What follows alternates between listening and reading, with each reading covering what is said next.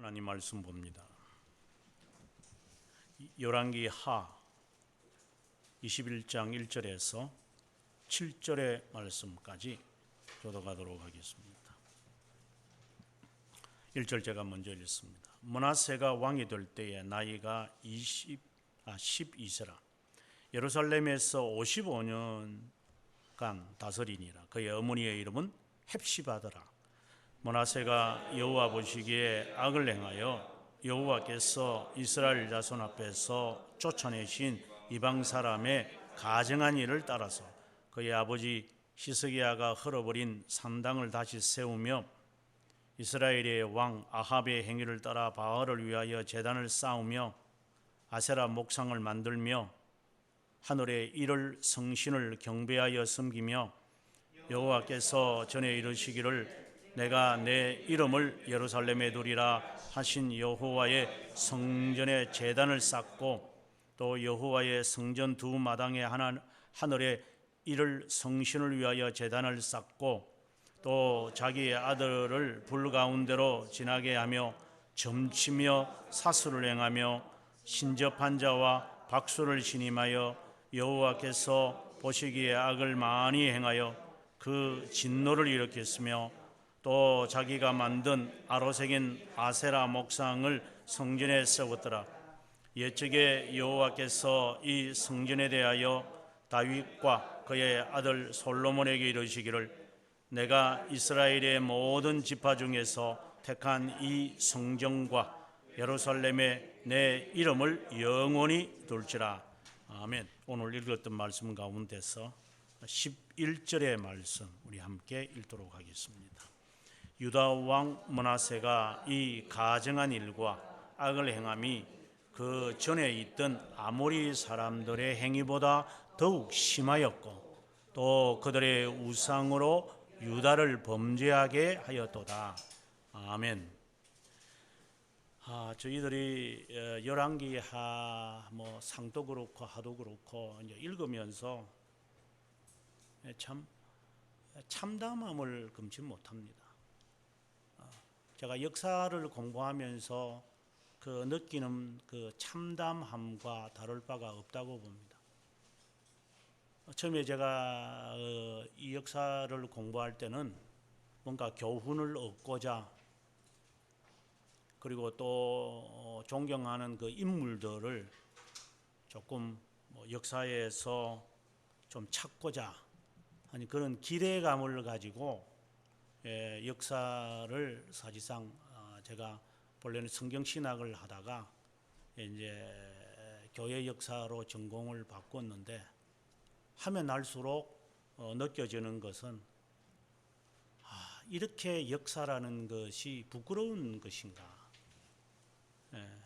저희 나라 역사만이 아니라 세상의 역사가 정말 전도서에서 전도자, 그 전도자라는 것은 전도하는 사람을 말하는 게 아니라 본래는 프리처죠. 설교자가 하는 말처럼 지금 같으면 이제 저처럼 설교하는 사람을 말하는 것처럼 헛되고 헛되다. 헛되고 헛되다. 4번이나 반복을 하면서 헛된 거구나. 그리고 이제 나이가 60이 넘으면서 이제 느껴지는 것도 그래요. 인생 정말 허무하구나. 저렇게 까불고 돌아다니는 때가 있는데 저게 언젠가 바뀌어져서 통곡이 바뀔지 저게 모르고 저렇게 촐랑거리는구나. 이제 이런 것을 많이 느끼고 또 저희 나라 역사를 보면서도 더 나아가서 저희 나라 역사만 아니라 저희 한국 교회를 이제 바라보면서 그래도 40대 때는 기대라도 했거든요. 내가 이렇게 열심히 강의하고 신학생들을 이렇게 훈련시키면 제대로 목회라도 하지 않고 또 좀 목회라도 잘해서 이렇게 타락하지 않고 뭔가가 이렇게 밝힐 수 있지 않을까. 촛불을. 그래서 제가 그 촛불이라는 시를 제가 참 좋아하는데 내가 있는 지역이라도 이 촛불을 밝혀서 있다는 것을 알려야 되겠다. 뭐 이러한 마음까지도 있었지만 지금까지 가르쳐 보았고 하면서 느끼는 것은 실망과 좌절, 아무런 의미가 없구나.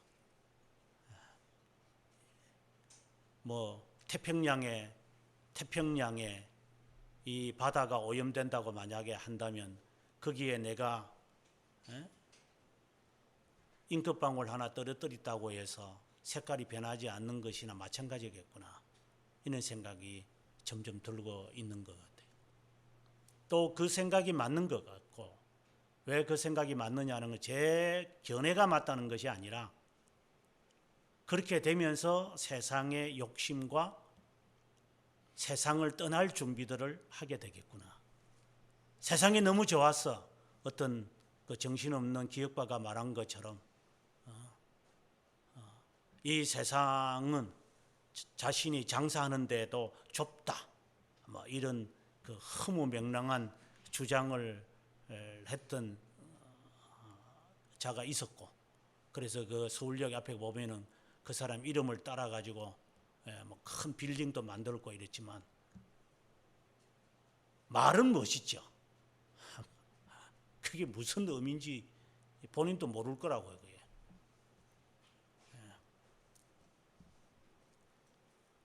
열왕기 상하를 바라보면서 왕들의 이야기인데, 왕들이 이 정도면 사람들은 어떨까? 오늘 본문에 방금 저희가 11절을 읽었습니다마는 므낫세에 대한 결론은 뭐라고 하느냐면 그 전에 있었던 아모리 사람이라는 것은 이제 이스라엘 사람들이 가나안 정복을 하기 전에 그들의 죄악이 많아서 하나님이 그들을 내쫓아내고 이스라엘 백성을 거기에 안착시키겠다 이렇게 말씀을 하시거든요. 그래서 그 대표적인 민족을 아모리라고 그러는데, 아모리인들보다도 심하더라 이 말입니다. 그뿐만이 아니고 그들의 우상으로 유다를 범죄하게 했더라. 아니, 가나안 정복을 하게 했던 그 모세, 더 나아가서 여호수아, 그때부터 시작되어져서 나아진 게 없어요.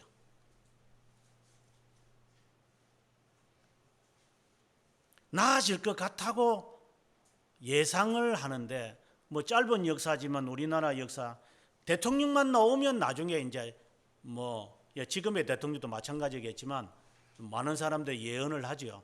똑같이 감옥에 갈 때를 기다리고 있으라고. 우리나라 대통령 제외하고 우리나라 대통령을 어느 누구를 제외하고 감옥에 가지 않은 사람이 어디 있을까요? 물론 지적하는 사람도 나쁘지만 그만큼 범죄들을 그렇게 많이 짓는 것 같아요. 그래서 뭐 대통령 누구를 만들어 본들 무슨 일이 있겠어요? 박통을 없앤다고 그렇게 해가지고 없애놨더니만 더 악한 전통이라는 사람이 등장을 했고, 전통이나 노통을 없애고 나면 이제 세상이 나아질 줄 해가지고 김통들을 만들어 놔놨더만 나아진 게 있었어요? 그리고 노통을 만들고 지금은 문통까지 만들었지만 나아진 게 없잖아요. 배만 나왔죠. 배만 만산처럼 나올 뿐이지 건강하지를 않잖아요. 살이 찐 것이지 몸무게가 나가는 것이지 건강하지 않잖아요. 그래서 열왕들의 이야기를 바라보면서 그 생각이 자꾸 들어요. 그래서 오늘 아침에 여러분들에게 제가 카카오톡으로 보냈지만 1985년도에 제가 결혼을 했는데 그때 그 어린 나이지만 제가 인생이 이런 거였구나라는 것을 적어도 알았구나. 화려한 게 아니다. 뭐 복 받으세요 결혼식에. 저도 주례시를 해보지만 아무런 의미가 없다. 하나님이 복을 안 주는데 축하하는 자가 복을 빈다고 해서 복이 갈까요? 그게요?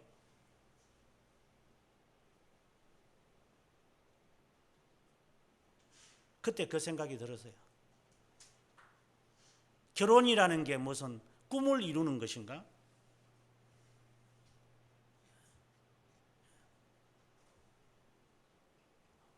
환상을 가지고 사람들이 출발을 하지만 뭐 유학 가는 것도 마찬가지였지만 헛상들이잖아요.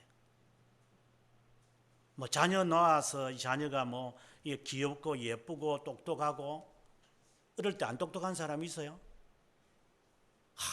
이게 천재 같아 이래요 아이들이. 천재 세상에 나와보죠. 천재들 많습니다. 기라성 같은 사람들이 많습니다.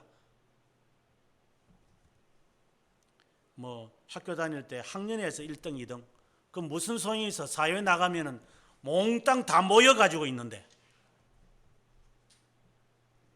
그 반 20몇, 지금은 20몇 명이죠. 네, 저희 때는 80명이었어요. 80명에서 1등 해본들 전교 학생이 한 20반이 되었으니까 네. 그 학년에는 그 학교에서는 그 반에서는 끌적끌적 하겠죠. 지가 사회에 나와보면 선배 후배 모든 사람들이 다 있기 때문에 아무 소용이 없어요. 그게 인간이 복을 빈다고 해서 복 되는 것도 아니고 그냥 위로죠. 그냥 기대치죠. 기대치들. 근데 그게 무슨 의미가 있죠?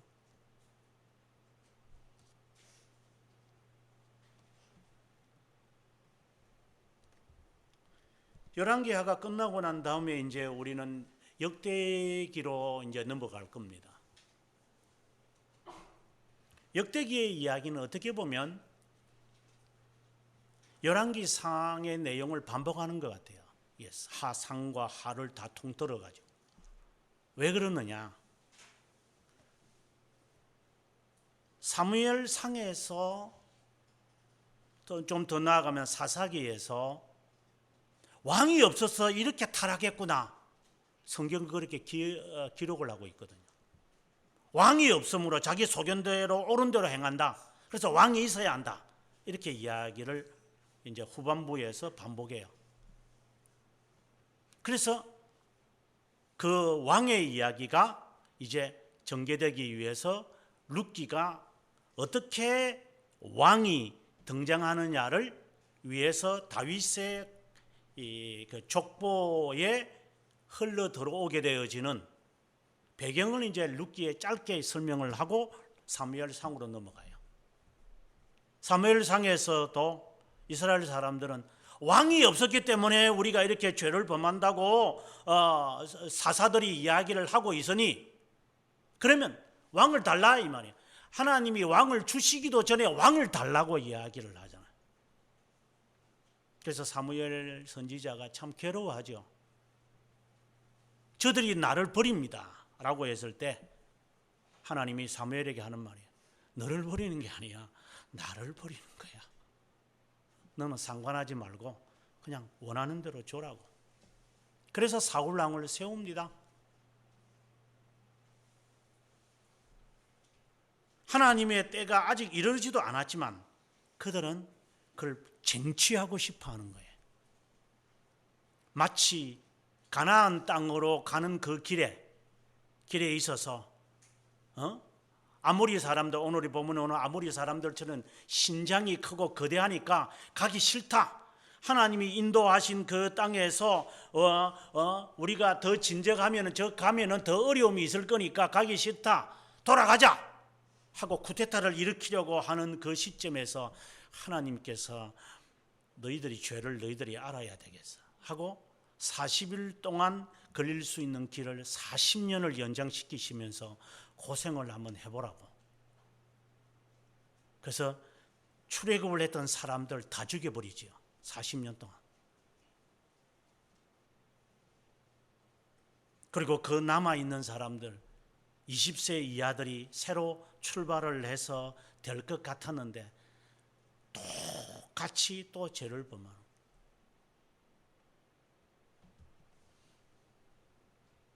왕들에 대한 기대, 인간들이 먼저 서둘러서 우리 같으면 떴다방처럼 먼저 서둘러야 돼. 남이 그거 잡기 전에 내가 해야 돼 라고 하는 이 욕망이 우리들에게 지배하고 있는 거예요. 내가 뺏어야 된다 라고 하는 것이 우리에게 내재해 있죠. 그렇다고 게을러라는 것이 아니고 영어에서 리타드 하는 것처럼 지연하고 이게 좋다는 것이 아니라, 의를 행할 때는 재빨라야 되고 죄를 범할 때는 느리게 해도 괜찮죠. 죄를 범하는 데는 재빠르고 선을 행하는 데는 게으름을 피우니까 이게 문제인 것이지, 재빠르게 한다는 그 자체는 나쁜 것은 아니겠죠. 왕들을 40명을 북이스라엘과 남유다를 세워서 40명을 했지만 이제 므낫세에게까지 오고, 그 다음에 요시야 왕 22장에 가보면 조금 개혁이 일어나는 것 같은데, 그래서 예레미야도 기대에 부풀러요. 저 므낫세, 그 다음에 그의 아들이었던 아몬 다음에 이제 뭔가 일어나는구나. 그런데 그것이 여리고성 무너지는 것처럼 무너져요. 아하, 문둥병이 걸려 죽는구나. 이 세상에 어떤 기대도 할 수가 없구나. 결국 망하게 되는구나. 예레미야의 예가를 보면서 느껴지는 거예요. 열왕들의 이야기를 보면서 여러분은 어떤 기대를 갖고 있어요? 사업을 한다거나 직장을 갖거나 새로운 일을 시작하면 무엇인가가 잘 될 거라고 생각이 들 거예요, 우리가.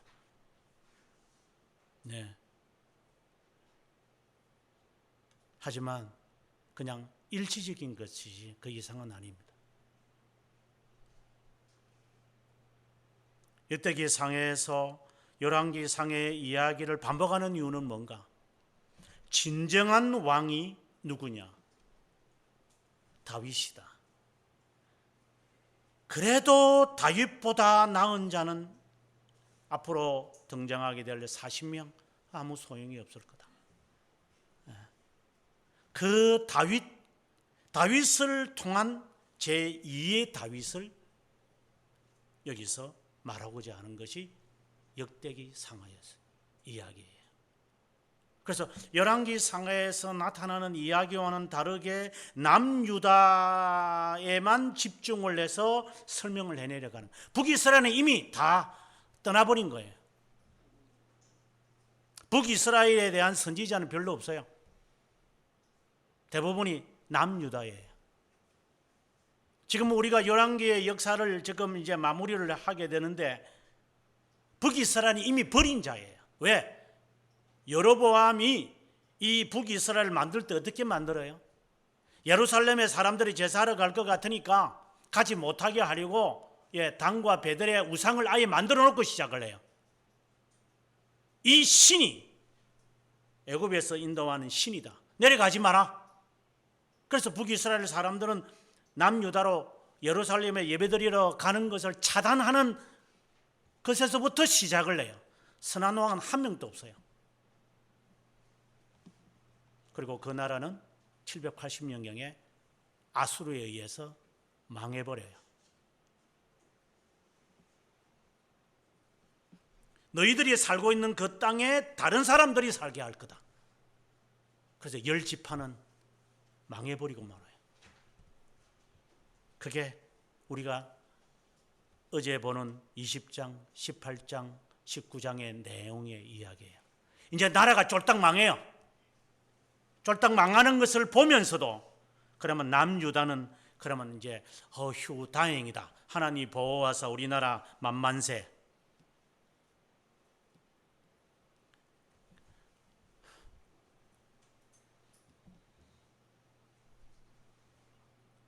하나님이 보호하사 우리나라 만세.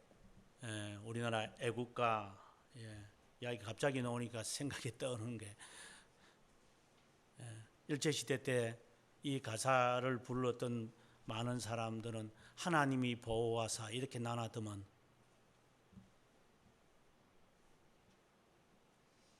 우리나라 애들이 하나님이 뭐냐고, 하느님이지. 지금 하느님이 보호하사 우리나라 만세 이렇게 바꿔버리죠. 그리고 그 노래도 애국가도 뭐 안익태가 뭐 새로 만들었다 해놓고 지금은 또 안익태가 또 친일파라네요. 그럼 곡을 무슨 곡으로 바꿀까요?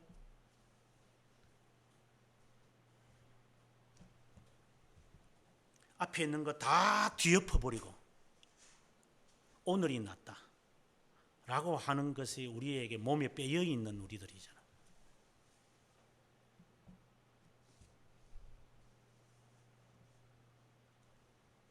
다윗을 향한 기대치는 보통이 아닙니다.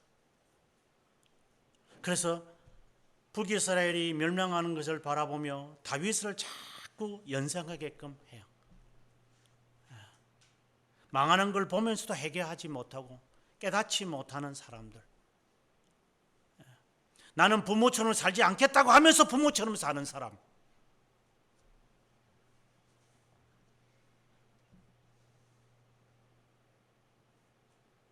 그런 이야기를 바라보면서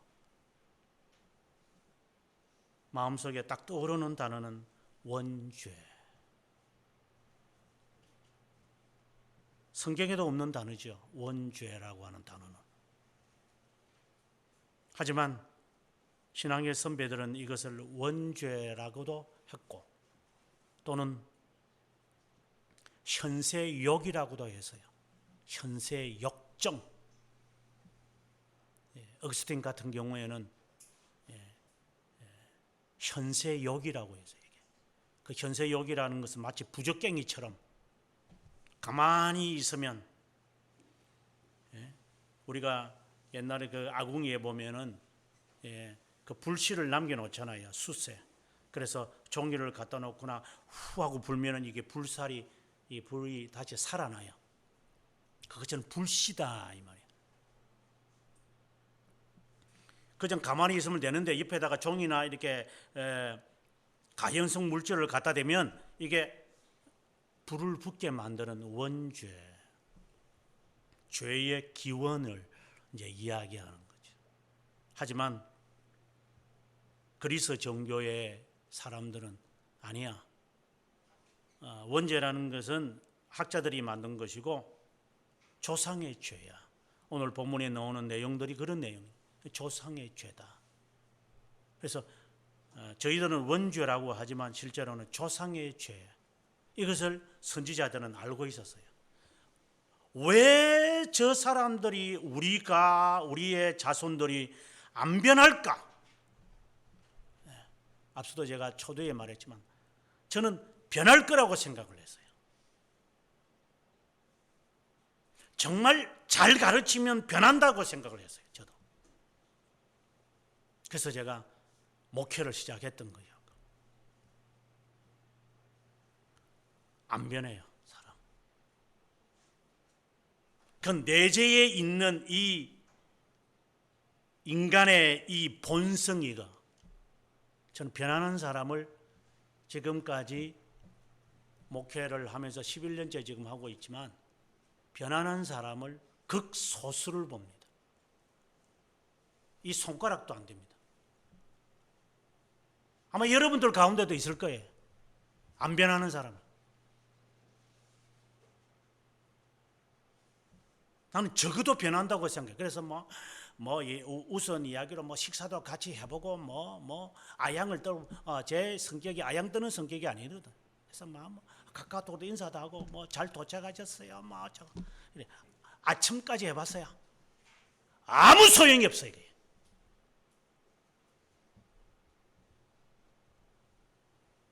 안 변하니까.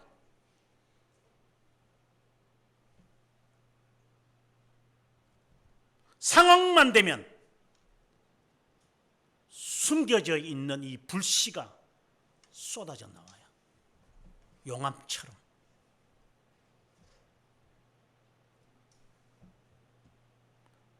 도대체 이 정체가 뭐야? 도대체 우리를 이렇게 만들고 있는 것이 뭐야?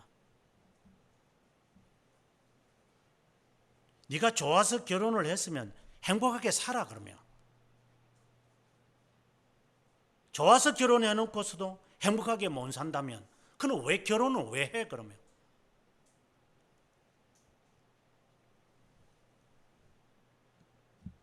아무 의미가 없는 것 같아요. 결혼 자체를 정죄하는 게 아니라 좋아한다, 사랑이라는 말 하지 마라, 이 말을 하고 싶은 거예요.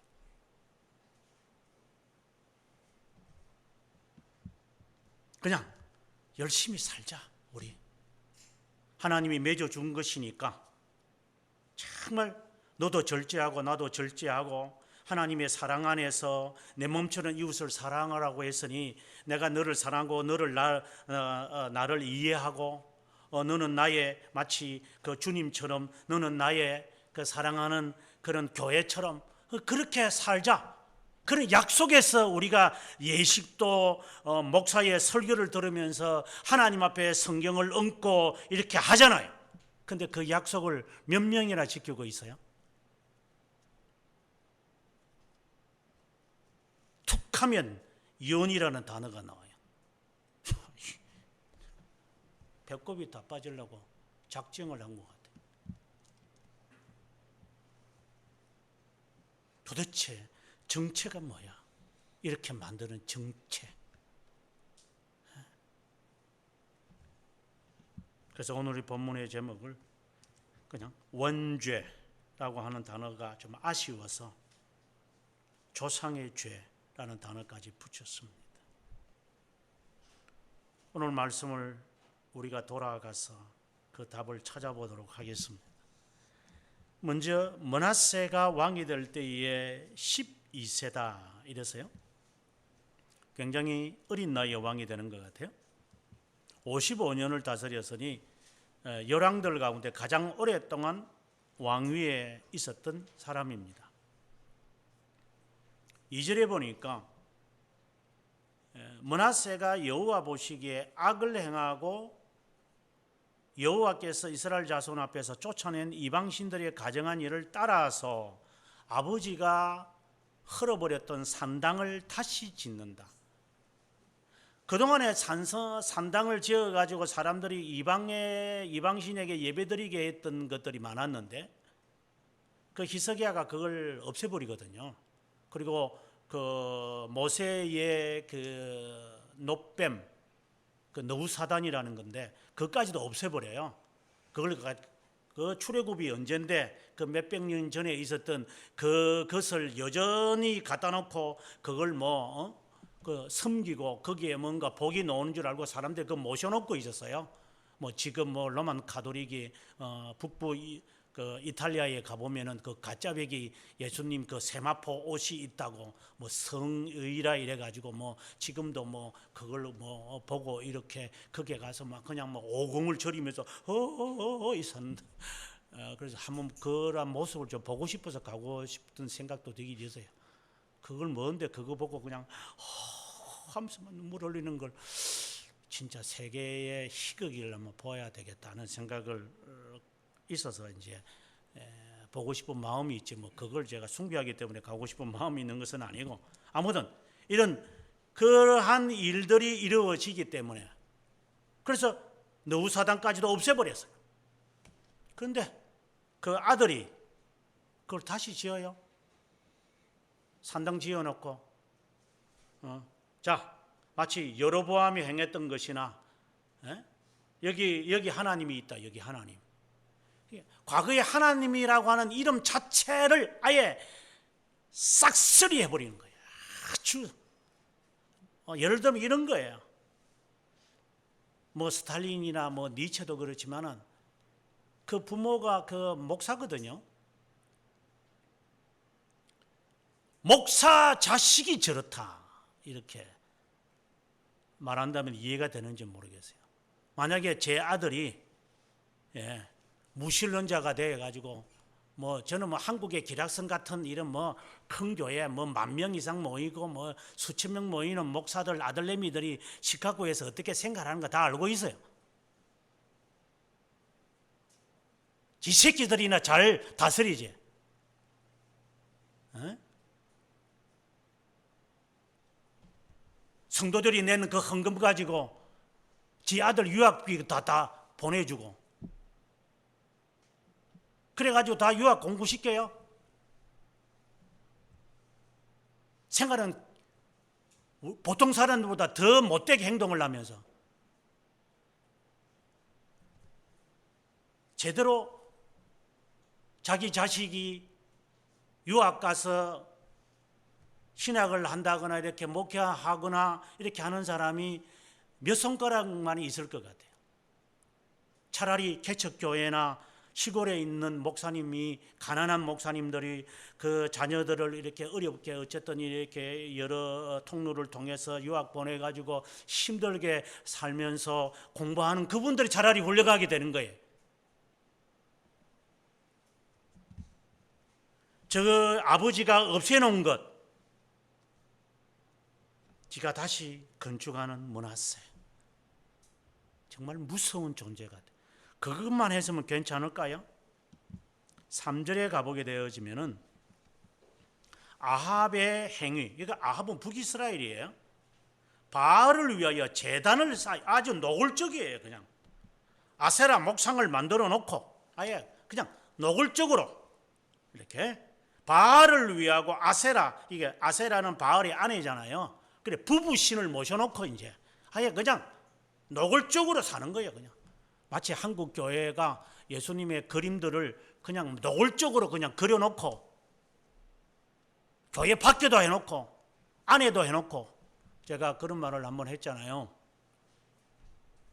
지금 제가 가서 강의했던 그 JDM 거기에서 강의하는데 이렇게 제가 앞에 저리 강의를 하면은 그 옆에 사진, 이쪽에 왼쪽 편에 사진 하나 붙어 있어요. 예수님이 갈색 머리카락, 애가 수염도 이렇게 조금 그러고 예수님 머리카락이 짧은 것보다 조금 요리 어깨에 있는 게 이렇게 멋있잖아요. 그 여자들 되게 이렇게 하잖아요. 그렇게 딱 그려놓고 이렇게 마치 마태를 이렇게 세례를 주시는 것처럼 그 그림이 있어요. 그래서 제가 그 그림을 보면서 이거 누가 갖다 놨어요? 이러니까 사람들이 이렇게 저렇게 말하고 선배님들이 아마 갖다 놨어요. 제7 안식 재림 예수교 애들이 만든 그림들이에요. 그것처럼 제가 그걸 뭐 질투하는 게 아니라 그것처럼 예수님의 그림들 다 단발머리 해가지고 그린 그림들은 다 그 제7 예수 재림교회 애들이 만든 그림들이에요.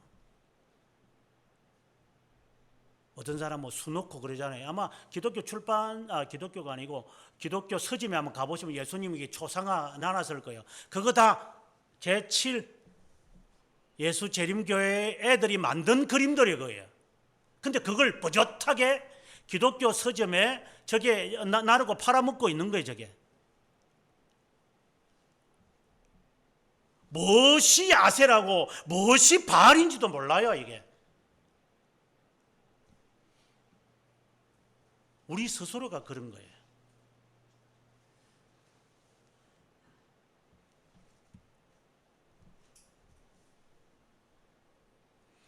그뿐만이 아니고 여기 보니까 하늘에 이를 성신에게 경배했다.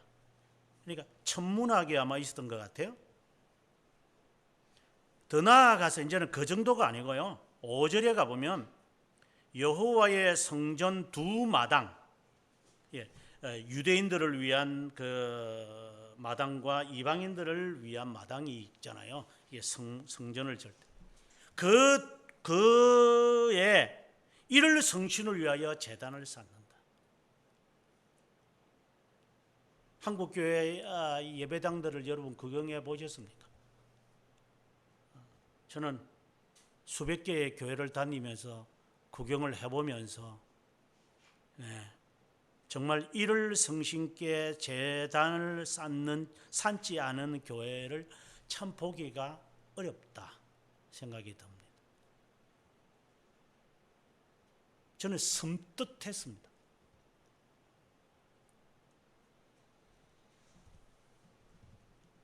하지만 그 가운데 하나님을 믿는, 진실하게 믿는 사람이 한 명이라도 있다면 선포해야 되니까 선포하는 것이지, 그것을 보고는 선포 못하겠어요.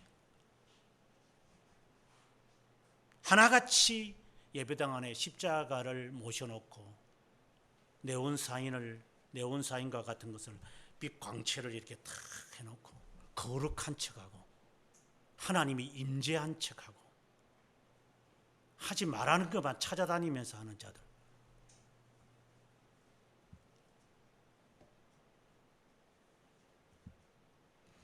마치 하나님의 마당에 이를 성신을 위하여 제단을 쌓는 것.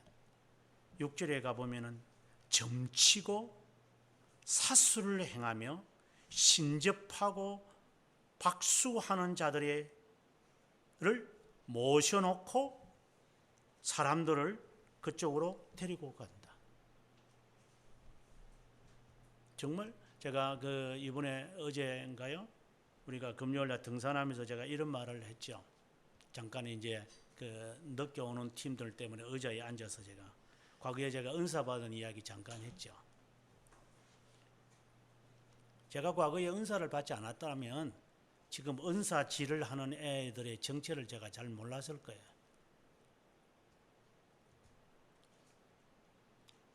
뭐 기도한답시고 병낫게 하고 기도한답시고 예언하는 애들, 거의 대부분이 사기꾼들이거든요. 점쟁이들. 그거 가지고 먹고 살잖아요.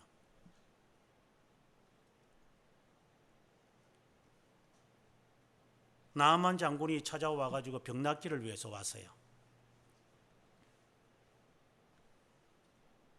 뭐 금은 그리고 좋은 옷.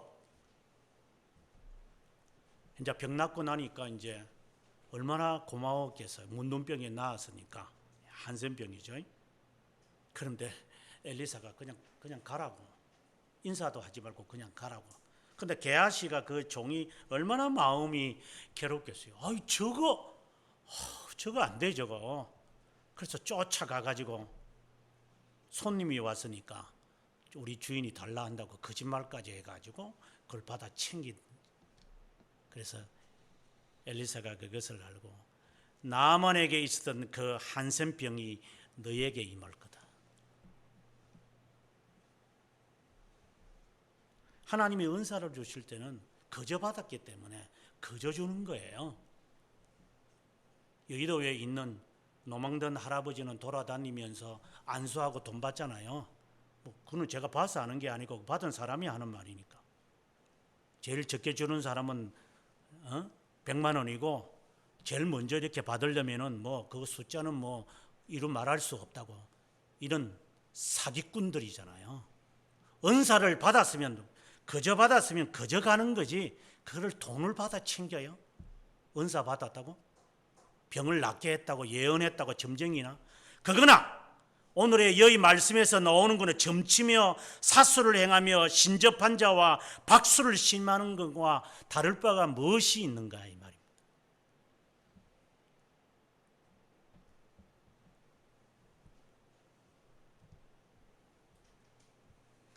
하나님께서 하시는 말씀이 4절과 7절에서 내 이름을 위하여 내가 전을 세우리라고 했는데 이제는 그 이름에 무엇을 세웠느냐?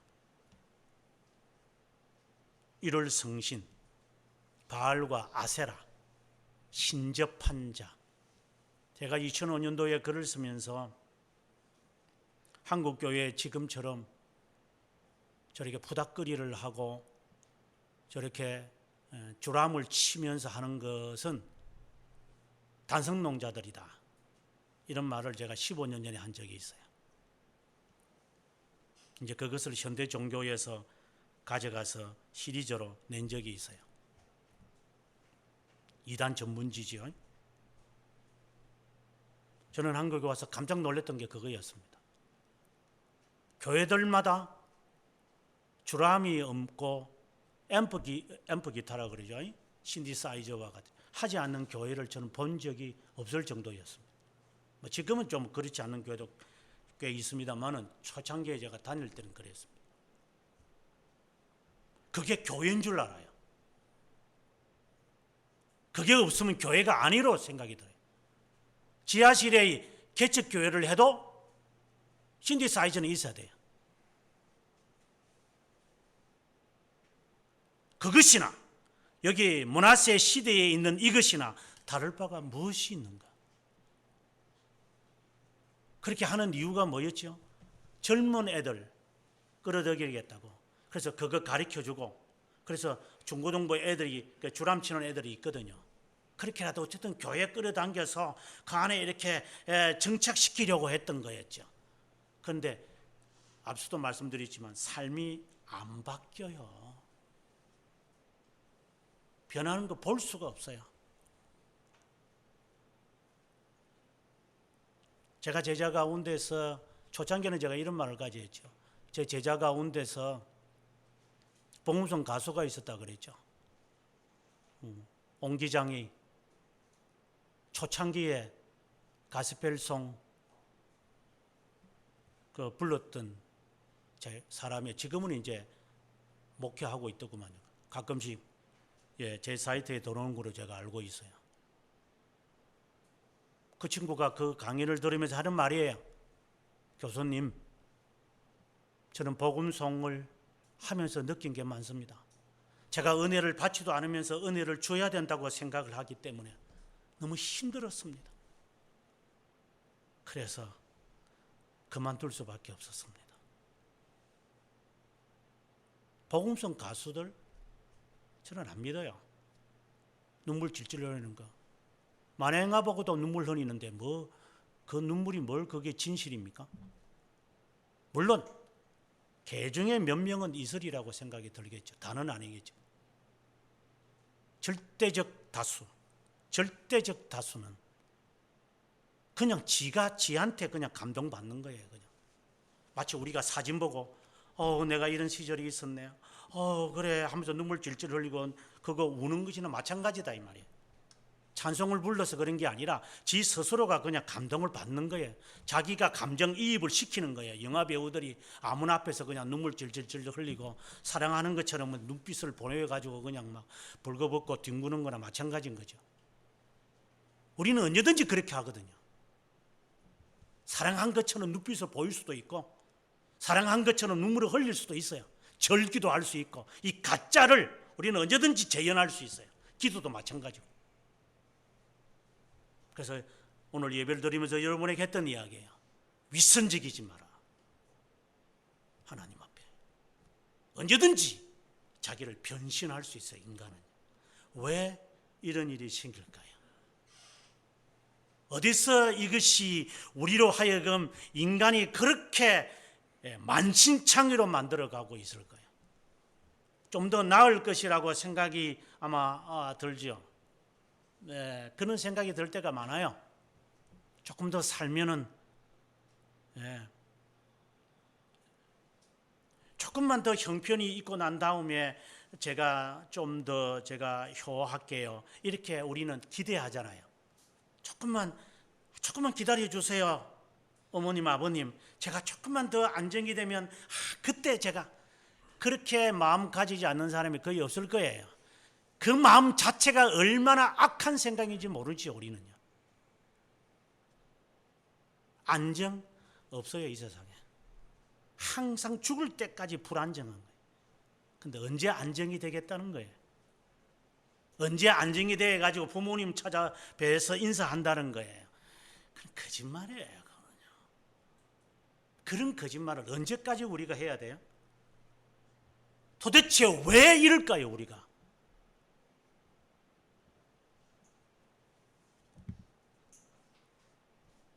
성경은 저희들에게 말합니다. 하나님은 저희들에게 말합니다. 의인은 없나니 하나도 없다. 주를 찾는 자도 없고 의를 바라는 자도 없다. 그래서 신앙 고백서에서는 이것을 정의 내리기를 죄가 뭘까요? 앞서 제가 우리가 합심으로 기도합시다라고 말할 때에 죄의 항목을 말하지 말라 그랬어요.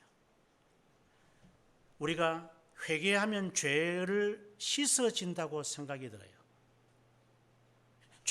죄를 이제 그렇게 아직 정의를 제가 안 내렸지만 죄를 없애기 위해서 이것이 죄가 원인이다 이렇게까지는 이제 사람들이 찾아낼 수는 있어요. 그렇잖아요. 원죄라는 이야기를 들었으니까. 그래서 이 죄를 없애야 된다. 그래서 우리는 회개해요. 회개하면 하나님이 용서하겠지. 회개는 용서의 수단이 아니에요. 내가 말한다고 해서 하나님께서 지금 이제 입으로 지가 시인하네. 참 내 죄 용서해 줘야 되겠다. 우리가 누구한테 찾아가서 죄송합니다. 네, 이렇게 이야기를 하면은 죄송합니까? sorry입니까? 이렇게 이제 뭐 물어보거든요. 이제 영어식으로 말하면 Daddy, I'm sorry 이렇게 이야기를 해요. 그러면 sorry, sorry 이렇게 또 되물어와요. 이 사람들은 미안합니다, 죄송합니다 이 말이죠. 우리말로는 죄송합니다. 죄송? 뭐가 죄송한 건데? 뭘 죄송하다는 거예요? 제가 그 실언을 한 것이고 실족한 거 그리고 제가 함부로 행동했던 거 죄송합니다. 그런 식으로 하나님을 대하는 거예요. 우리가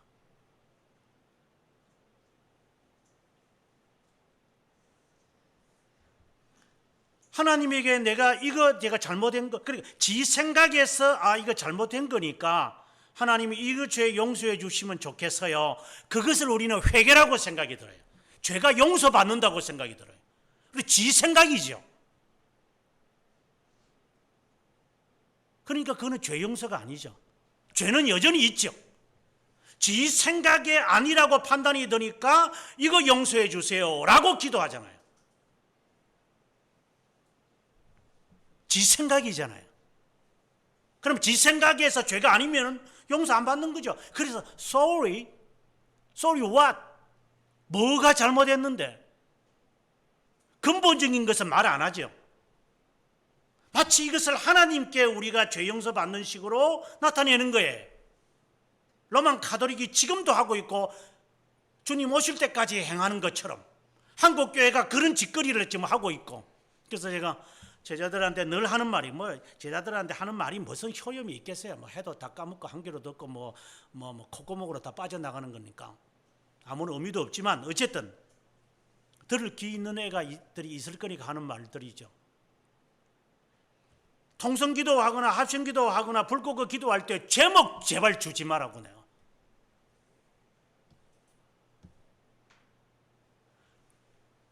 기도의 제목이 왜 필요하느냐 우리에게. 하나님이 그걸 듣기를 원하나? 주께서 원하시는 제사는 상한 심령이라고 했어요. 죄들을 쫙 내려놓고 지가 만드는 죄들이죠. 이거 나 잘못된 거니까. 지가 만들어 놓은 죄목을 하나님은 아무 상관없어요. 지 생각을 갖고 와가지고 용서해 주세요. 하나님 이거 기도합시다. 이걸 기도합시다. 하나님이 그런 기도를 원한다고.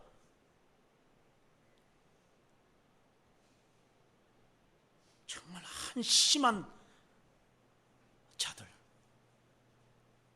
그걸 죄 용서 받는다고 생각을 해요. 그러니 이 죄는 여전히 남아있는 거예요. 이게. 마치 알약 먹으면서 살빠겠다고 하는 사람들.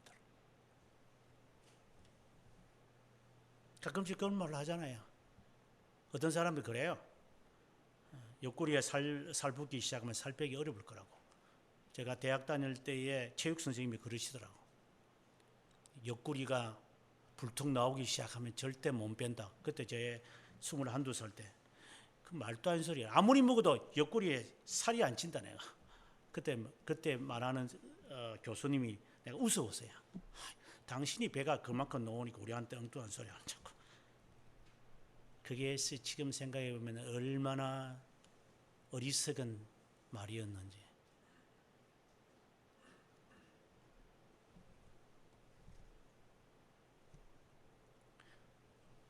근본적인 것이 해결이 안 되면 약을 먹는다고 해서 해결되는 게 아니에요. 우리는 이런 식으로 신앙생활 하면 안 돼요. 그러면 그 죄가 뭔가? 교리에서 말해요. 죄는 무엇입니까? 이렇게 물어봐요. 어떤 죄를 무엇이라고 당신이 말합니까? 항목을 말하는 게 아니에요. 물론 십계명에 가가지고는 하나님의 이름을 막례되어 일컫는 것이 뭡니까? 하고 이제 30가지의 죄들을 이제 쭉 목록을 말해요. 예. 그리고 50가지의 제목들을 말해요. 그래 하나하나 보면 이제 뭐 머리가 아플 정도죠.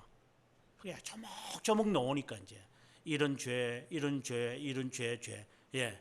그러나 죄가 무엇입니까? 라고 말하면은 죄목을 말하는 게 아니죠. 죄 자체를 말해야죠. 그것을 우리는 조상의 죄라고 그래요. 왜 조상의 죄라고 하느냐? 조상들이 행하고 있는 습관대로 내가 하거든요. 습관대로 하기 때문에 조상의 죄라고 그래요. 우리 모두가 제가 가끔씩 제가 어릴 때 제 아버님이 돌아가셨기 때문에 아버님에게서 정말 많은 점을 제가 고마워하지만 아버님이라고 해서 뭐 완전한 것이 아니니까 아버님이 저에게 보여주었던 그 좀 좋지 못한 인상들이 있잖아요. 좋은 인상들이 뭐 한 9가지면 나쁜 인상이 한두 가지가 있는데 그것을 없애려고 하는데 안 없어져요. 저희 아버님이 했던 말 가운데서 제가 어릴 때니까 중학교 2학년 때 이제 3학년 때 요때인데 너 이놈 얼굴에 인상 좀 그만 풀어. 우리가 인상을 이렇게 하잖아요. 그럼 너희 11자 생긴다. 아버지 있는데요. 너 인상 가고 아버지가 이렇게 구정할 때 너 인상을 확 쓰고 할 때 너 얼굴 그대로 네 얼굴에 생긴다고. 그래서 내가 뭐 이 피부가 이렇게 땡땡땡땡한데 뭐 생기기는 뭘 생겨. 요즘에 제 거울을 제가 보면 11자 똑 생겼어요. 너 똑같이 생긴다. 그 말은 네가 지금 마음속에 지금 네가 아빠의 하는 말을 듣기 싫으니까 제가 중학교 2학년 때 3학년 됐으니까 아빠 말하는 거 듣기 싫으니까 속에서 기분이 나쁘니까 인상을 말은 하면서도 이게 얼굴에 인상을 지어버리잖아요. 그걸 보고 하는 말씀이죠. 너 똑같이 너 짓는다 너.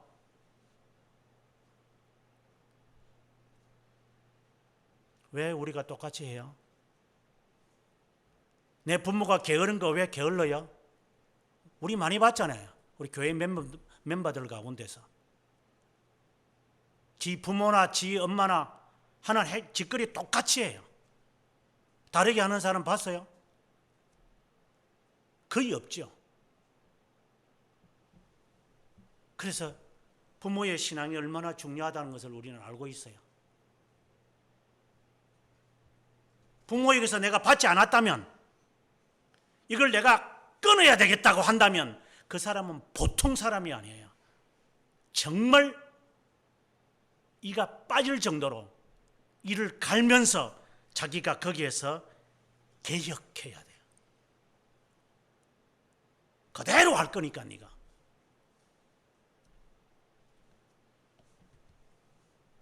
그래서 우리가 자녀들을 꾸짖으면서도 겁이 나잖아요. 왜 이다지도 아이들이 말을 안 들을까? 당연하죠. 당신이 말을 안 듣도록 했기 때문에. 저는 여러분들을 보면서 여러분들의 부모들을 제가 아는 분들이 있고 뭐 부모 모르는 분들이 제가 있지만 좀 어떻게 판단을 못하겠지만 그대로 행하는 것을 저는 많이 봐요. 왜 안 없어져요?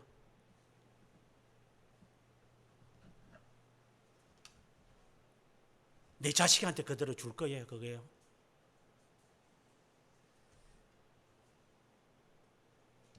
나는 이게 무서워요. 그래서 뭐 쓸데없는 소리인 줄 알지만 저는 제 자녀들이 저와 함께 사는 게 가장 행복하지만 저의 좋지 못한 모습을 좀 덜 봤었으면. 10대 때 제가 한국에 나왔기 때문에 좋은 모습을 우리 집사람을 통해서 잘 보고 신앙생활을 잘 보았겠구나. 뭘 제가 더 보여줄 수 있다고, 제가 자녀한테 뭘 가르쳐요? 여러분 자녀들한테 뭘 가르쳤을 것 같아요? 그렇게 자녀를 애정중지하시는데 정말 좋은 것을 보여주는 것이 3이라면 나쁜 것은 7이에요. 근본적인 것을 깨닫지 못할 때는 안 변한다는 것을 제가 강조하고 싶은 거예요. 그러면 죄는 뭐예요? 우리가 죄를 이야기하면 아담이 원죄 선과 악을 알게 하는 나무 먹은 겁니다. 하나님이 절대적인 순종을 했는데 순종 안 해서 그런 겁니다. 결국은 불순종이죠. 하고 원죄를 우리가 아담에게 따져가요. 그 말씀이 맞는 거예요. 하지만 죄라는 정의를 제대로 알고 가야 돼요. 죄란 교리에서 우리에게 아주 정확하게 말하고 있어요. 하나님의 어떤 법이라도, 하나님의 어떤 법입니다. 영어에는 any law of God 이래 말이에요. 하나님의 어떤 법이라도 all laws라고 하지 않고 any law of God. 하나님이 번역을 하면 하나님이 명하신 어떤 것이라도 그것에 따라 행하는 것이 부족하거나, 그 부족이라고 할 때 그냥 want란 단어를 쓰지 않고 anywant라고 하는 단어를 써요. 어떤 부족이 있더라면 그는 죄가 된다 이 말이에요. 하나님의 어떤 법이라도 지키는 데 있어서 어떤 부족함이 있을 때 죄가 될 것이다. 그 다음 하나님의 어떤 법에 일치하지 않는 것, 하나님의 절대값이 있겠죠. 그것에 조금이라도 부족함이 있다면 죄다. 여기에서 모든 죄들이 나온다 이렇게 말을 해요. 그러면 근본은 뭐예요?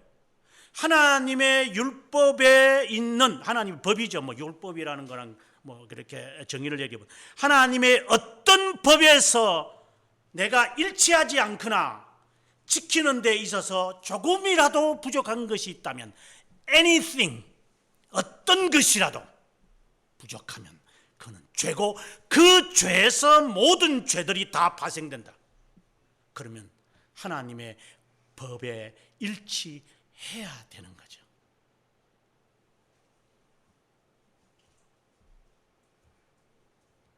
그런데 어차피 선택된 자는 이 말에 관심이 있고 유기된 자는 관심이 없어요. 왜? 그들의 마음에는 하나님의 법이 없으니까. 지가 법이니까. 지가 법이잖아요. 지가 세운 원리가 있어요. 이것도 다 상대적이고 이기적이지만 어쨌든 자기가 만든 하나님의 of God이 아니라 of my own, 내가 세운 법이 있어요.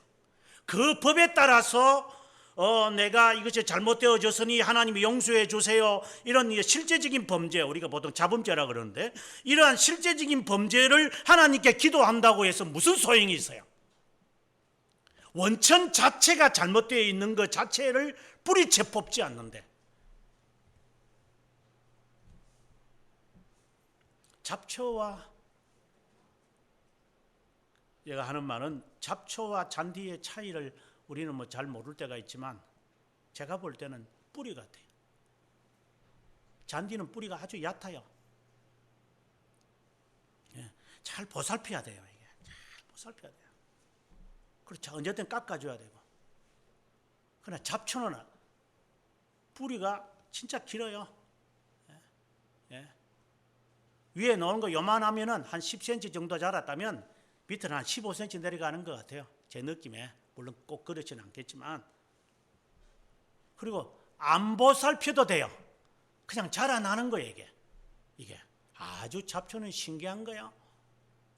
내버려둬도 막 아무리 비가 안 와도요. 요놈은 살아있고 잔디는 죽는데도 요놈은 아직 새파랗게 살아있어요. 신기한 놈들이에요. 죄들은 보살펴주지 않아도 거짓말하게끔 합니다. 죄는 안 가르쳐줘도 됩니다. 의인은 가르쳐야 되고 훈육을 해야 돼요. 그래야 의를 이루어가는 거예요. 죄는 놔두면 돼요. 우리가 잘못하는 거 교육 안 시켜도 돼요. 지가 알아서 잘못할 거니까. 잘하려고 하면 간섭해야 돼요. 쳐야 돼요. 그리고 꾸짖어야 되고 훈화해야 되고 훈계해야 되고 그리고 훈육해야 돼요. 안 하면 못 자라나요. 그래서 훈련된 사람하고 훈련되지 않은 사람은 보면 알죠. 이렇게 정교화되어 있는 사람. 제가 여러분들의 오늘 제가 락할렘에 제가 밝힌 이야기인데요. 그 영화 제목이 이제 Taking Chance라고 하는 처음에 이렇게 제목 보면 기회를 얻는 건가 이런 제목이 보이잖아요. 그 제목 자체가 그거잖아요. Taking Chance니까 기회를 얻는 것. 저도 처음에 이걸 그 영화를 오래전에 봤는데 10년 훨씬 전에 봤는데 무슨 이 제목도 희한하다. 근데 내용은 정말 재미없어요. 여러분 보지 마세요. 근데 보면 끝까지 참고 보시는 분은 눈물을 많이 흘릴 거예요. 그건 실화이기 때문에. 실화는 재미없잖아요. 마블 영화가 재미있고 만화 영화가 재미있는 것처럼. 이건 재미없어요. 스펙타클한 것도 없고 있는 그대로를 지금 이야기하고 있는 거예요. 다큐멘터리 같아요. 근데 내용은 감동적이에요. 그 감동이 뭐냐? 찬스라고 하는 사람이 실제 19살에 이라크 전투에 가서 총 맞아서 머리에 총상을 당해서 적사에서 죽는 애예요. 미국 애들은 이러한 시신들을 그대로 꼭 이 사람들은 그 시신들을 찾아옵니다. 영화에 가끔씩 보면 나올 거예요. 찾아러 가서 한 명을 찾기 위해서 10명이 죽어도 그 사람들은 갑니다. 우리는 그러죠. 뭔 말도 안 되는 소리. 10명을 죽이고 한 명을 데리고 와? 예. 라이언 일병이라는 영화 보면 아시잖아요. 한 명 데리고 오려고 그 소대원 다 죽어요. 물론 이건 실화는 아니겠지만 실화를 바탕으로 하는 하나의 가상적인 내용이죠. 그게 그들이 갖고 있는 정신이에요. 한 명을 위해서 우리가 죽자. 그래서 그 찬스라고 하는 젊은이가 죽었고 그 외에 뭐 수많은 사람들 수만 명이 지금까지 죽었잖아요. 뭐 그 전쟁에 뭐 함대하다 그런 걸 다 떠나서 이야기합시다. 그게 뭘 그렇게 중요해요? 한 사람이 죽었으니까. 그래서 그 사람 죽은 사람을 이제 고향까지 이 사람들은 데리고 와요. 이게 데리고 오는 거예요. 그래서 먼저 이라크에서 시신들을 그대로 독일까지 와가지고 독일에서 다 이게 얼굴이 총상을 맞았으니 이 머리가 이렇게 얼굴이 살아남지 않았겠죠. 그걸 다 씻고 그리고 이 피 묻은 거 다 닦아내고 깨끗하게 목욕 단장을 하고 옷을 입혀서 이제 비행기를 태워서 이제 미국 대지로 와요. 그러면 이제 미국 사람들 가운데 자원해요. 내가 그 시신을 모시고 그 집까지 데리고 가겠다. 그 자원하는 사람들이 있어요. 그래서 중령이 이 사람이 이제 실제 인물이지만 이 사람이 자원을 해요. 내가 그 시신을 모시고 가겠다. 근데 그 시신을 모시러 갈 때 이 사람은 아니 일병이에요. 일병.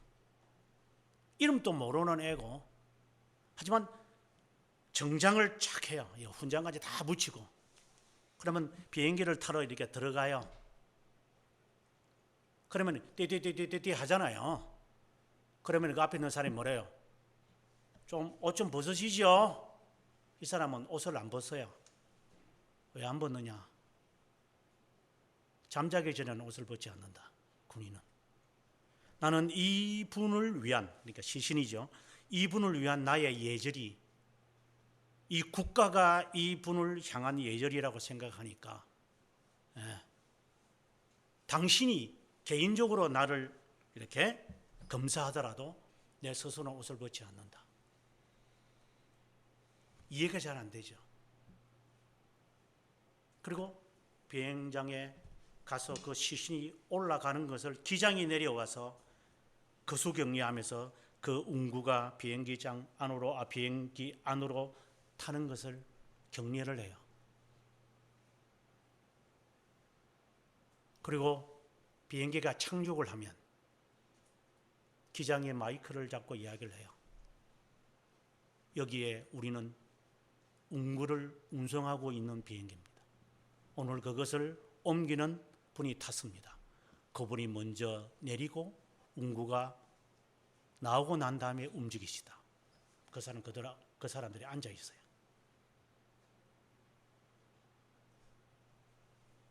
그리고 이것을 이 사람이 운전을 해서 이제 비행기를 한 3번 타니까 타고 난 다음에 그 하룻밤을 자겠죠.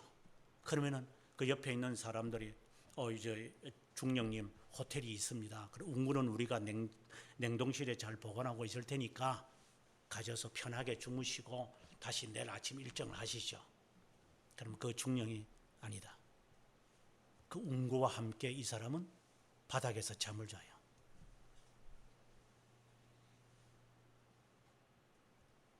국가를 위해서 죽은 이 사람이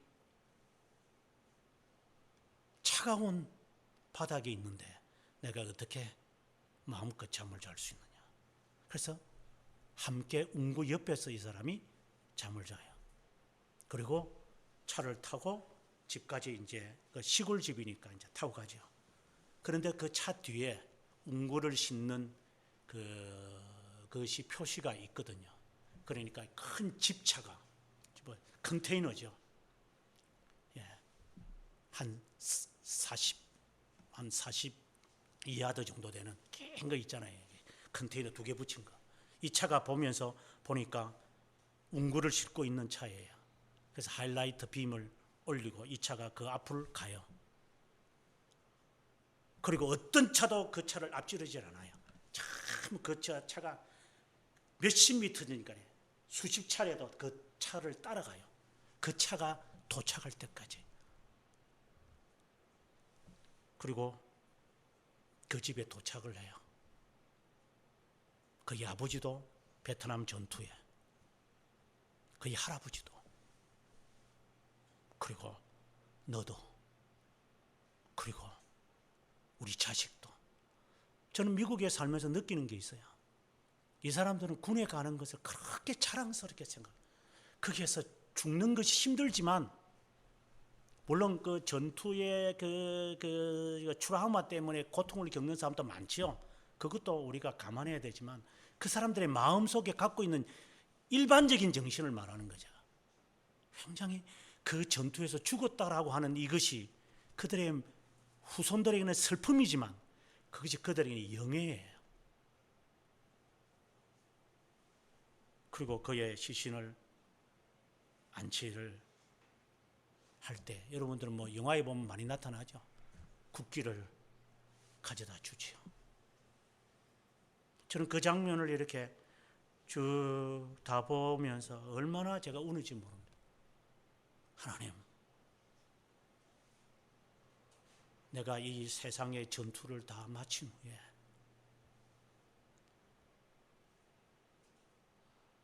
마치 하나님께서 중건 천사들과 신앙의 선배들이 나를 운구하는 것처럼 국가를 위해서 죽은 한 병사, 한 병사가 아니고 수만 명이지만 그들은 그렇게 하니까. 그래서 이들은 어떤 날에는 이런 일도 있었어요. 비행기가 도착을 했고 운구를 찾아가라고 그래요. 근데 그 흑인인데 엄마인데 자기가 너무 가난해서 비행기를 타고 그 운구를 가지고 갈 형편이 못된 최근의 이야기예요. 예, 기사에도 많이 떴는데. 그러니까 마음이 슬프잖아요. 그러면 하는 수 없이 화장을 해버렸어요.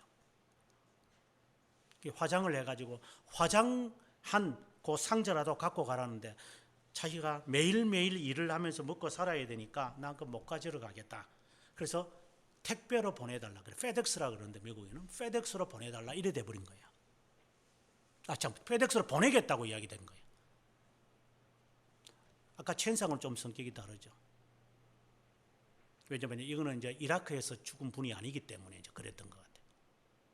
그것이 이제 인터넷에 떴어요.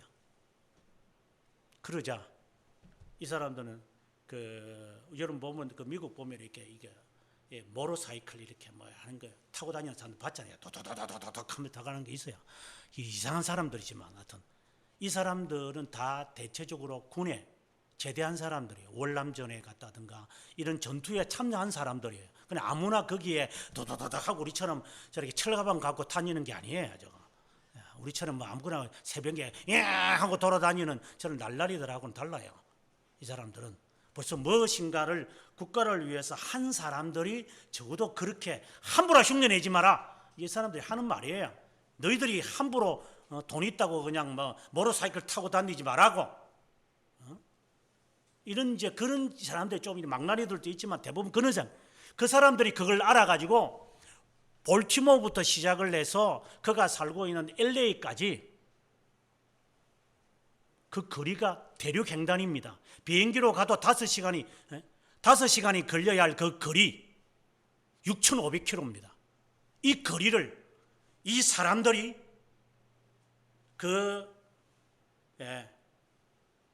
화장한 그것을 갖고 줄을 서서 갑니다. 그 장렬한 것을. 그래서 미국 애들이 그들이 지나갈 때에 그걸 앞지르지 않아요. 워낙 길기 때문에 앞지를 수도 없어요. 이렇게 수십 미터를 한 수십 명이 그걸 6,500km를 달려요. 저는 그것을 바라보면서 항상 그러지는 않겠지만 한 번이라도 그렇게 했다면 하나님 충근 전사가 우리를 그렇게 맞이해 주셨으면.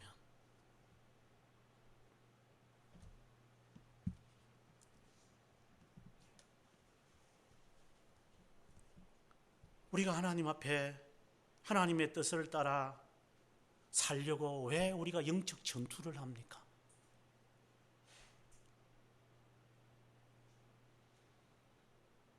정말 악한 사람들 정말 멋있게 살고.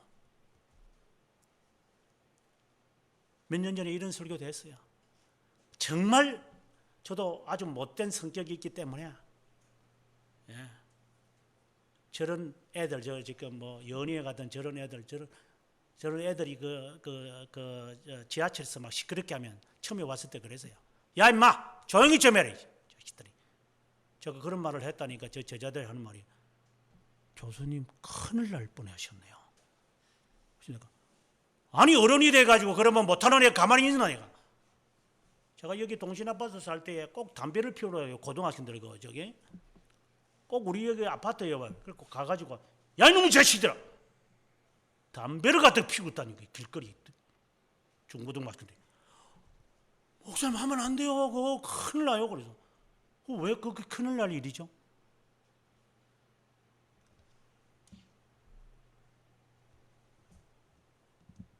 몰매 맞아요. 그래요. 왜? 요즘은 겁이 나더구만. 못된 놈들, 못된 것을 지적하는 것이 겁이 나는 세상이 되어버렸으니 이게 타락이 아니면 뭘까요?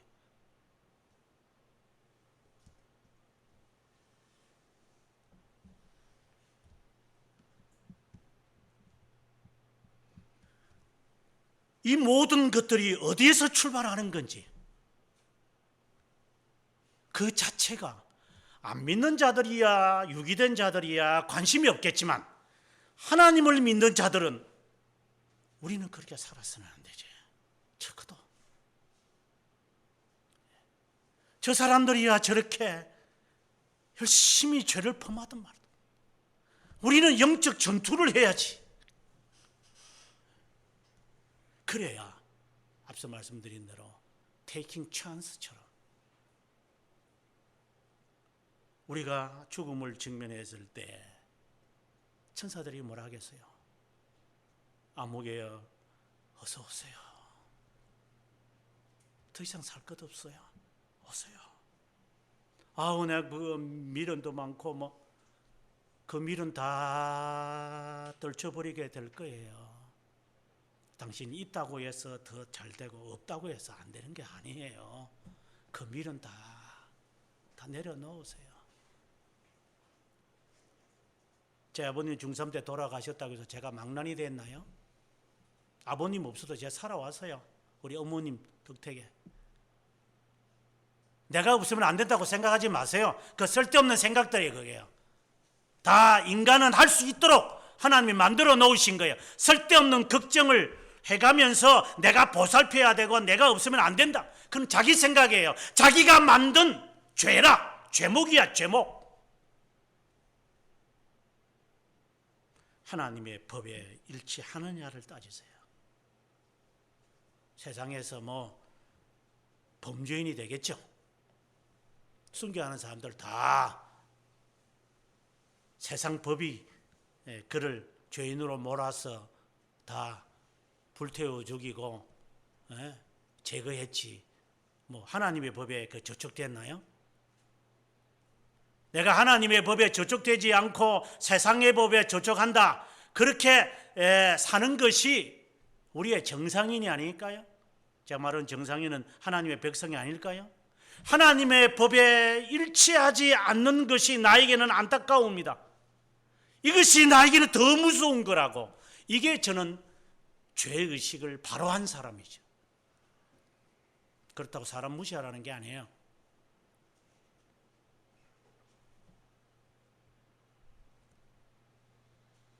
왜 하나님이 세운 왕이라고 생각하는 므낫세가 이다시도 이렇게 못된 짓을 할까요? 그 아버지 때문일까요?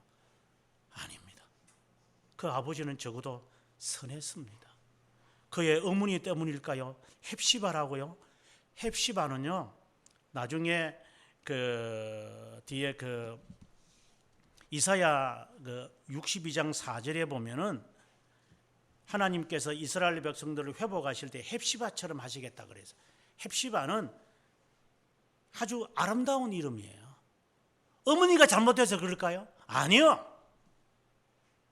선한 사람이에요. 아버지도 선한 사람인데. 그런데 이런 돌연변이가 나와요.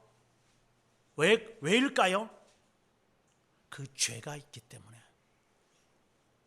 그 죄가 살아남아 있어서 환경만 되어지면은, 물론 히스기야가 완전한 사람은 아니죠. 완전한 사람이 아니기 때문에 어쩔 수 없이 나중에 우리가 여러분 읽었겠지만 20장이나 19장을 보면은 히스기야도 실수한 게 많죠. 이사야 39장이나 이렇게 보면은 히스기야가 하나님께서 이런 말씀을 하잖아요. 히스기야야, 너 죽을 거다 이렇게 말하니까 히스기야가 뭐라고 해요? 하나님 살려주세요. 살려달라고 그래요. 어차피 죽을 건데. 그래서 15년 더 살아라고. 지가 살려달라니까. 우리가 기도할 때 그렇게 하거든요. 저도 교회 통성기도 하거나 무슨 작전기도 하게 될 때 히스기야 기도 이거 많이 인용을 해요. 더 연장해 달라고. 그래서 하나님 해 그림자 15도 뒤로 물려나게 했대요. 박수 치고 기적이 일어났다. 그건 기적이 아니에요. 그래서 히스기야가 연장해서 뭐 나은 게 있나요? 하나님의 성전에 있는 거 다 팔아가지고 바벨론에게 다 바치지 않았어요? 차라리 일찍 죽었으면 차라리 낫죠. 왜 더 살아가지고 그런 꼴을 봐요? 이사야가 찾아와서 그러잖아요. 당신이 무슨 짓을 했습니까? 내가 나와가지고 기분이 좋아서 바벨론 사신에게 다 보여줬는데 그 본 그대로 다 가져갈 겁니다. 살아서 뭐 할 건데요, 15년. 히스기야가 완전한 자는 아니에요. 차라리 히스기야야 너 죽을 거다면 하나님 알겠습니다. 제가 이제 조만간에 죽을 거니까 제 인생을 청산하고 하기, 차라리 그랬다면 오히려 저는 더 나았을 수 있을 것이라고 생각이 들 정도로 히스기야는 완전한 사람은 아닌 거였던 거예요. 아무튼 히스기야든 헵시바든 그래도 선한 왕이에요. 하지만 돌림변이가 든 므낫세가 등장하는 걸 볼 때 그 죄를 그들에게 물을 수는 없고, 물어야 되는 것이 있다면 본래 죄 자체, 그것에 대해서 우리는 싸워야 할 것. 그것을 알려면 하나님의 말씀에 대하여 집중해야만 할 거다. 하나님 말씀 없이 죄를 못 깨닫습니다. 제가 말하는 것은 죄의 항목을 말하는 게 아닙니다. 죄 자체의 정체를, 아까 처음에 제가 말했지만 인생이 무엇이냐? 결국 죽는 거예요. 인생에 대해서 알려줄 사람은 책이 알려주나요? 어르신네들이 알려줘요. 너 앞으로 너 그래 될 거야. 부모가 알려줘요. 너 이렇게 너 인생 마친다. 그런데 그 알려주는 부모의 말을 안 들어? 그럼 너는 망난인 거야, 그거는.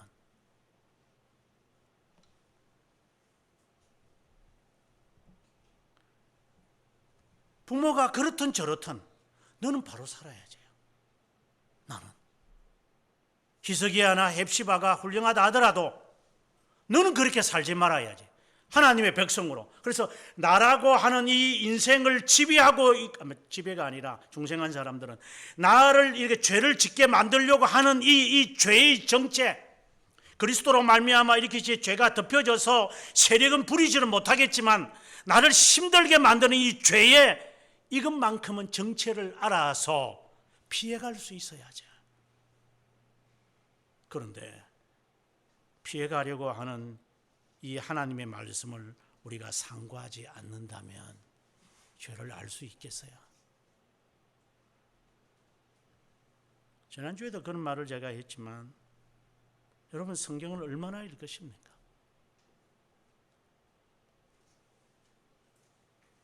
얼마나 진지하게 성경을 읽습니까? 한 장 오전에 한 장 저녁에 몇 분 걸립니까? 10분도 안 걸립니다. 그 10분이라도 아니 5분도 안 걸리는 장이 있어요. 진지하게 합니까? 24시간 가운데 10분 하나를 진지하게 마음을 가다듬어서 말씀을 읽으려고 하지 않는데 죄를 어떻게 싸울 수 있습니까? 우리는 뭘 회개해야 합니까? 게으름을.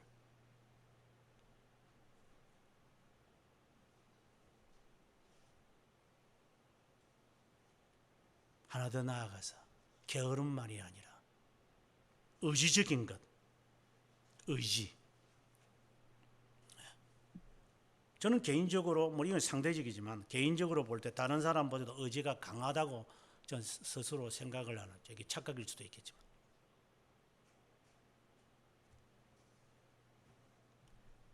하나님 앞에서는 의지가 아무 소용이 없어요. 내가 이렇게 한다고 해서 이루어지는 것이 아니라고 하는 사실을 빨리 깨달아야 돼요. 하지만 그거를 실천해 가는 데 있어서는 의지가 필요하겠죠. 그런데 여기에 위험성이 있는데 그것은 성급하게 의지적으로 확신을 갖는 거예요. 빠르게 확신을 가져요. 아, 이게 하나님 뜻이다. 보통 사람들이 이제 기도, 자기가 해야 할 일들을 앞서고 있고 뭐 입시를 앞두고 뭐 좀 있으면 애들이 시험을 치니까 부모들이 아마 작정기도 할 사람 좀 생길 거예요. 이제 아들 마침마다 비나이다 이거는 안 했을 뿐 똑같이 비나이다 할 거예요. 아마 틀림없이 아마 모르겠지 지금 새벽기도 두 분 집사님 가정에서 열심히 오시는데 애가들이 이제 유학에서 돌아오고 나면 제대로 할란지 그대로 할란지 저는 모르겠어요. 이제 편해지면 기도 생활 안 되거든요. 발에 발가락에 잘려야지. 아이고 주여 하고 이제 기도해야 되겠구나. 이렇게 평소에 기도 생활을 하나도 안 하는 게 아들 잘못되면 그때 와가지고 주님 하면서 막 딸랑딸랑 하면서 하나님께 매달리고 그러잖아요. 우리가 이런 데는 우리가 굉장히 익숙해 있는 우리의 모습들이니까 그러한 모습을 회개해야지. 죄목을 회개하는 것이 아니라 의지적인 것 내려놓아야지. 마지못해 가지고 만들어 놓은 환경에 따라서 내가 행해야 돼요.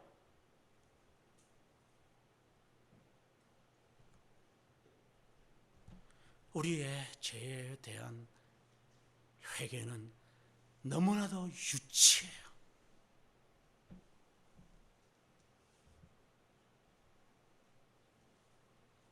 그래서 차라리 의지가 더 나은 것 같아요.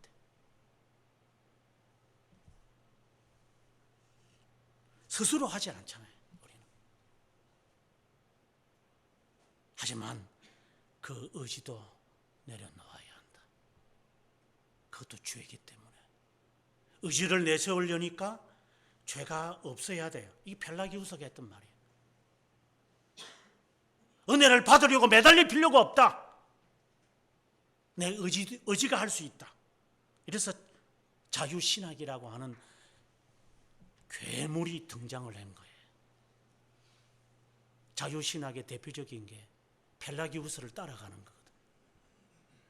그래서 더 나아가서 이제 하나님은 또 우리의 필요에 의해서 만들어진 것이다. 여러분의 행여나 여러분의 생각 속에 조금이라도 바이러스처럼 도사리고 있는 것 하나 지적한다면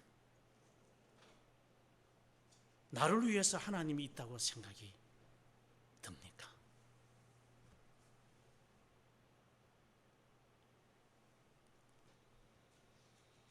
나는 그렇게 생각 안 합니다.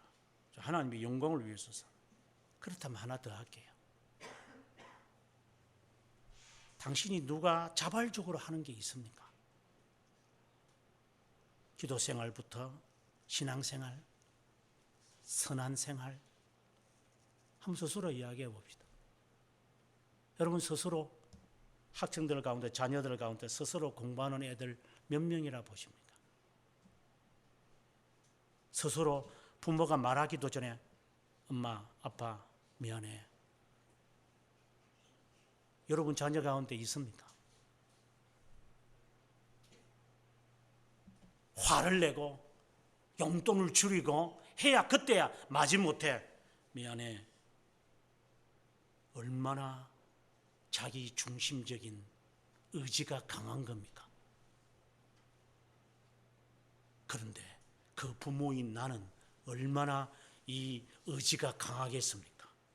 이 자유신앙이 마음에 배어 있겠습니까? 이것이 원죄입니다. 이것과 사울 이 용단을 못 내립니까? 그렇다면 앞서 인용을 길게 했던 찬서 일병처럼 되지 못할 겁니다. 그의 상관이 그의 친구가 보낸 편지에 이런 내용이 있어요. 우리 동료 찬서는 갑작스러운 이라크 군의 공격을 받아 새벽에 그가 보초를 쓰고 있었는데 친구들을 살리기 위해서 지가 그들을 총알맞이가 되려고 지가 먼저 뛰어나갔대요. 친구들이 여기서 오기를 기다리는 거 친구들을 깨우는 게 아니라 지가 뛰어나가니까 이라크 군들이 그를 따라가서 그를 총을 쏘기 시작을 했다. 그 총소리를 듣고 자기들이 일어나서 한 명도 죽지를 않았대요. 찬스는 이런 사람입니다. 자발적으로 하는 사람이 있어요. 19살밖에 안 된 애예요. 고등학교 3학년이에요.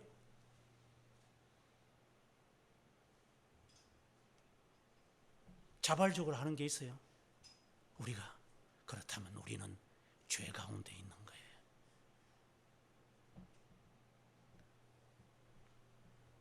하나님 앞에 어떤 죄를 기도해야 됩니까? 죄목? 당신이 만들어낸 죄들? 당신이 인식하고 있는 죄? 가소롭게? 그걸 기도하고 그걸 용서해 달라고 하고 그 다음날 똑같이 행하면서 그렇다면 므낫세 행적처럼 내 자녀는 똑같이 행할